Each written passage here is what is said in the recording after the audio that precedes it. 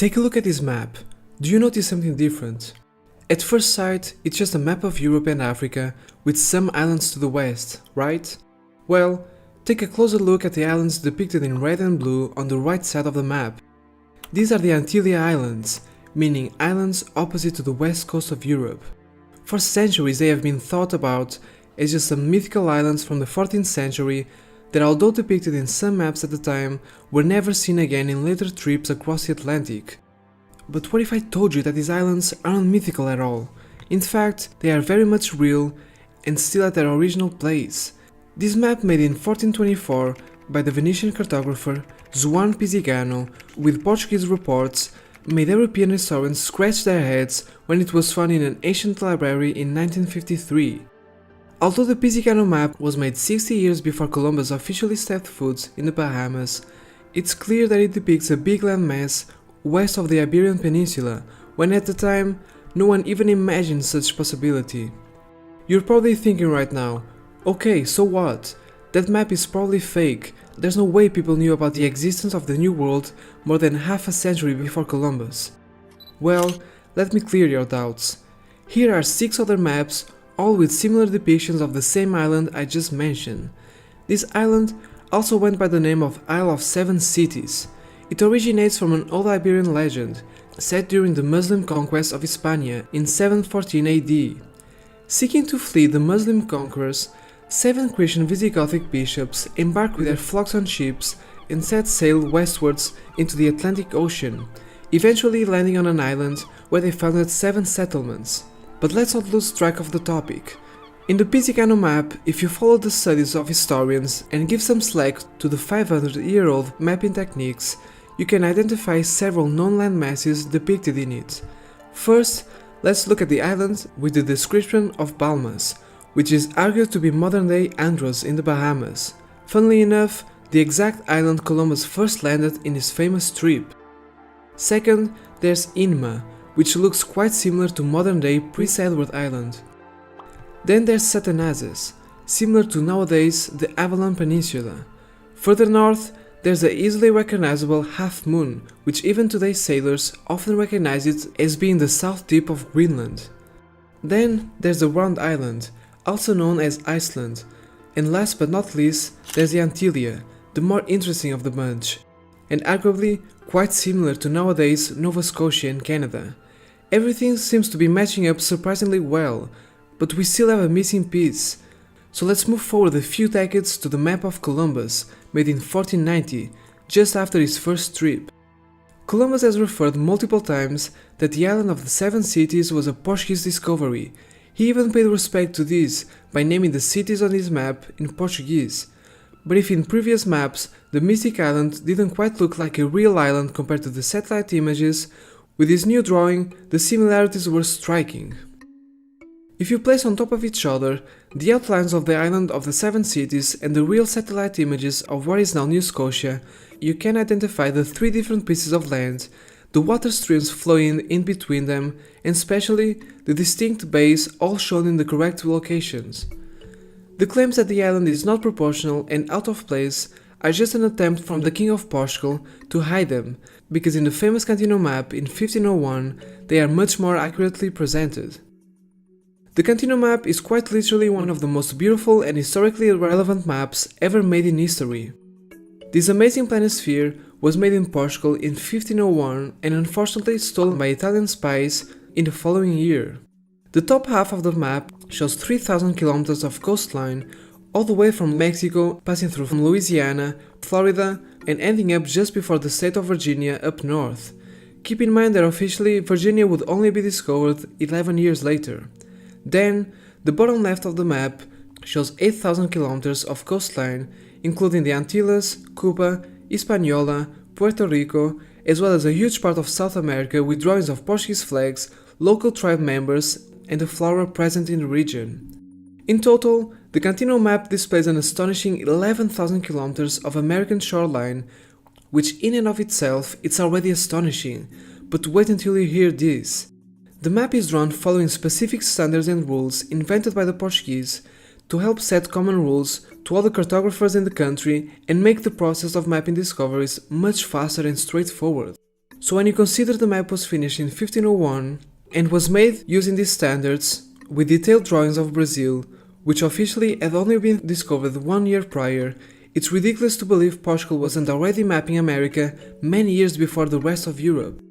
Just as a comparison, let's look at the mapping of the African coast. The west coast of Africa was also mapped in the 15th century, so the ships and sailing techniques were virtually the same, with a big advantage of distance, seeing that to map the African coast, you could depart from Lisbon and would have settlements in Morocco and all the way to South America, with the existing civilizations on the way. The African coast took 73 years to be mapped in detail, all the way from 1415 to 1488, and considering that it too was a length roughly the same size as the American coast being depicted in the Cantino map, it's simply stupid to state that the latter was mapped in 1.5 years. Ships weren't very fast at the time, some couldn't even survive the round trip to America, such is the case with Columbus Santa Maria, so even if everything went right, the correct calculations of when Portugal started to map the American continent give an estimate of at least the halfway point of the 15th century. In the Cavario Planisphere, made in 1504 and stored in Italy till this day, it's perfectly visible the text saying Land of Gonçalo Coelho on the coast of Brazil, where it's a fact he performed his trip to this part of the world well before 1487. Another example of why history should be rewritten is Florida. Florida was mapped in 4 different maps before official discovery. Critics suggest that it was discovered by Spanish, but when you look at the maps and letters sent to the king, it's clear that they didn't know about its position as well as the Portuguese did. In the Cantino map, the Portuguese wrote Castilian names on top of Florida because the king wanted to avoid stir with the Spanish king, seeing that in the Tordesillas Treaty, Portugal wasn't allowed to explore this part of the world. The historian John Irony himself wrote a thesis about the pre-discovery of America by the Portuguese. In it, he states that on the Waltzey Muller's map, it's clear the Portuguese already knew about the Pacific Ocean, as well as the Panama Canal, the Andes mountain range, the Sierra Nevada mountains in the US, and even the west coast of Canada. For all these discoveries spanning almost 19,000 kilometers, the historian calculated that the date of the first contact had to be at least 1481, not accounting for shipwrecks, the time that information took to arrive to Waltzey Muller, the time that it took to fabricate the map, the much bigger effort and damage the ships took when compared to exploring the African coast, and time wasted lost at sea repairing the ships. For example, Columbus himself, on his first trip, lost the ship Santa Maria and almost lost the ship Nina and Pinta in what is arguably a much shorter trip than if he were to explore South America or the other side of the American continent. And the ships couldn't count on local civilizations to restock supply. So, the most probable date was determined to be 1477 by the historian. This date coincides exactly to 2 years before the Treaty of Alcáçovas, but why does that matter? Well, you see, in this treaty made in 1479, there was an odd proposal by the Portuguese that would only make sense to the rest of Europe a few years later. Basically, the Portuguese claimed that every island or land to the west and south of the Canary Islands would belong to the Portuguese kingdom. This claim would only be of significance if you knew there was land in that region, and so everybody in Europe agreed, not knowing the full details. Arguably, the Portuguese were the only sailors in the world to be able to explore such vast distances at the time. Previous to the late 15th century, where King Fernando and Queen Isabel of Spain officially gave order to the start of the Spanish era of long-distance exploration, Portugal was the clear dominant at sea when it came to ocean currents, ship technology, sailing techniques, and overall sailing capabilities. Spain wasn't even close. Another episode that can give us a hint that Portugal already knew about the islands to the west, previous to the rest of Europe, happened in 1493. The Pope Alexander had just given to Spain the right to every land west of Cape Verde. He drew an imaginary line of 100 leagues cutting right through the Atlantic Ocean and tried to divide the world into two, but the Portuguese king wasn't having any of it. He quickly gathered arguments and stormed to the Vatican City, arguing against the Pope's decision, which gave start to diplomatic talks between Portugal and Spain, and soon later, in 1494, in the famous Treaty of Tordesillas, this imaginary line along the Atlantic Ocean was moved 270 leagues west, which conveniently now allowed Portugal to claim Brazil. The lack of documentation is the most argued point against the theory of pre-Columbus finding of the New World, but even this can be refuted. In 1555, Lisbon woke up to one of the deadliest and most destructive events in history. The earth started shaking, full buildings started crumbling to the ground, fires ignited all throughout the city due to the intensive use of candles for illumination, and if this wasn't enough, a massive tsunami made sure to finish the job and bring the almighty capital of the Portuguese Empire to its knees. It's still visible today in the few remaining buildings, the level of destruction that this event brought to the city, and it's also clear that a lot of precious documents, books and official exploration reports were forever lost to the same sea who gave Portugal so many opportunities.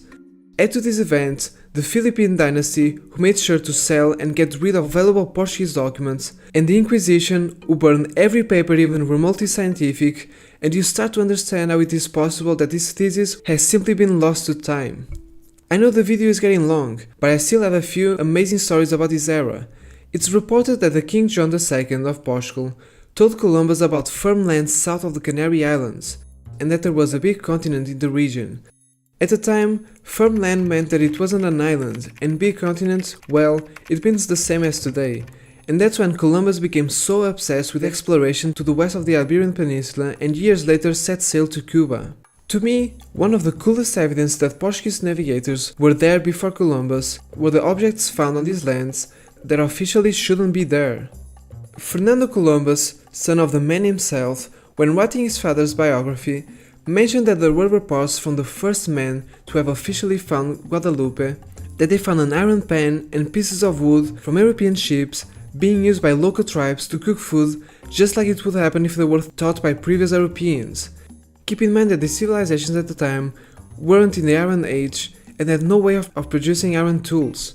Arguments against these reports try to disprove it by saying that it was possible that a ship sailing along the coast of Africa could have wrecked and that the wreckage could have reached these tribes with some tools still in it, just like nowadays we can find pieces of plastic bottles and fishing nets from around the world. The thing to keep in mind is that in the 15th century there were barely any ships sailing in the Atlantic Ocean when compared to the number of fishing nets and plastic floating around today, and the probability of iron tools to survive these vast distances on top of a piece of wood without sinking on the way is minuscule. Even Christopher Columbus himself reported that on his third trip to the Caribbean, a local tribe member came aboard the ship on its arrival with a besta, clearly from European origins, although this part of the island had supposedly never been touched by Europeans. And this wasn't everything.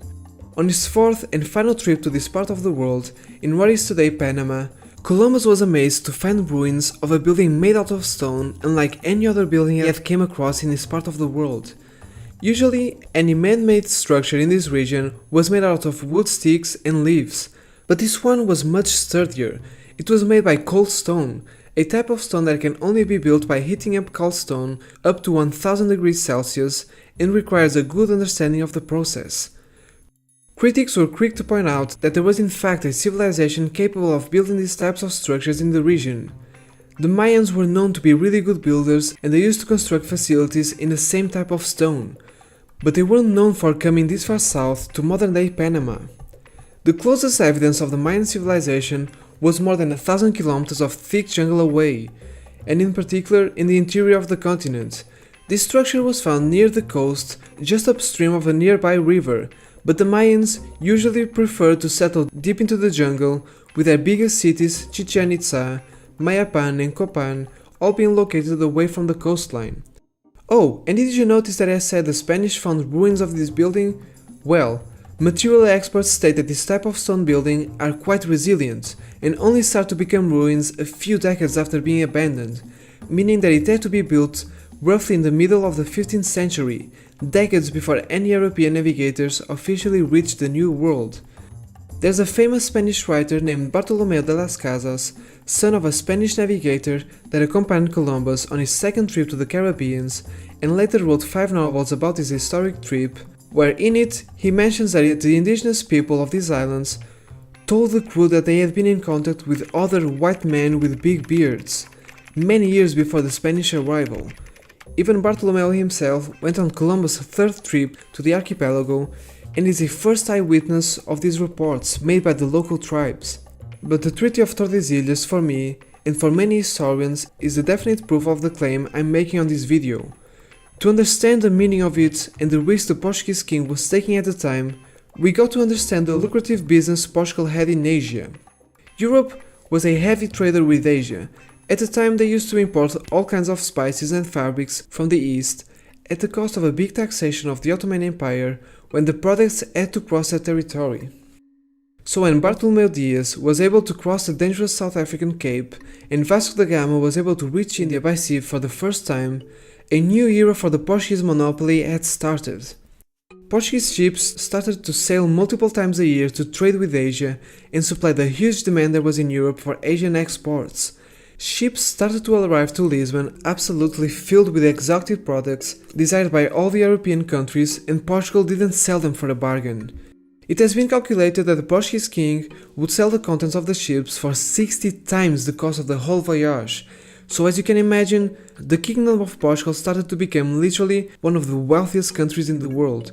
Nothing would convince the King João II to risk to lose this insanely profitable business. Well, maybe one thing. When the Pope granted Spain the West Territories, King João immediately lost his calm and demanded the Pope to overthrow this decision. He knew that by contradicting the Pope and the King of Spain, he was risking war with his closest neighbor, which although weaker at naval warfare, had a bigger population and would undoubtedly slow down the Portuguese trading with the East. The only thing worthy of a fight wouldn't be some little islands scattered across the Atlantic. No, the King João knew there was a large continent just waiting to be explored, and he was willing to risk his biggest business to not let Spain take America all for itself. It's unclear if the king knew about the abundance of gold in the region, or that there were complex civilizations living deep into the jungle, but even if he knew, it was clear that he tried to keep it a secret, sending only a few ships discreetly into that direction to not raise suspicions in Europe. A secret so well kept that unfortunately it remained a secret till this day. In this era of discoveries, it was crucial for Portugal to keep information away from competitors. Portugal was small, so in order to keep up with other European giants, it had to develop some tricks up its sleeves. If you want to know one of Portugal's secret weapons to become the first world superpower, please watch this video. Otherwise, you can present any argument either for or against this hypothesis down in the comments and we'll discuss about it. Thanks for watching. Obrigado.